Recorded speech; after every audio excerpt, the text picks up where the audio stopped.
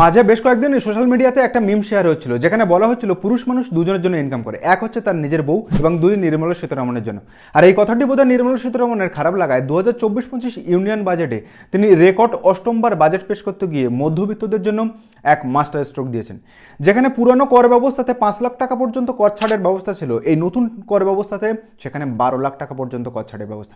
আর নতুন এই আয়কর ব্যবস্থার সিস্টেমটি ঠিক এরকম, যার মধ্যে 4 লাখ টাকা পর্যন্ত আপনাকে কোনো কর দিতে হবে না, 4 থেকে 8 লাখ টাকার মধ্যে 5% কর দিতে হবে, 8 থেকে 12 লাখ টাকার মধ্যে 10% কর, 12 থেকে 16 লাখ টাকার মধ্যে 15%, 16 থেকে 20 লাখ টাকার মধ্যে 20%, 20 থেকে 24 লাখ টাকার মধ্যে 25% এবং 24 লাখ টাকার উপরে হলে 30% কর দিতে হবে। এখন এই 4 থেকে 8 লাখ টাকা পর্যন্ত 5% এবং 8 থেকে 12 লাখ টাকা পর্যন্ত যে 10% কর কাটবে সেটা কিন্তু আপনাকে কেটে নেবে, পরে টিডিএস বা স্ট্যান্ডার্ড ডিডাকশন হিসেবে ফেরত আসবে।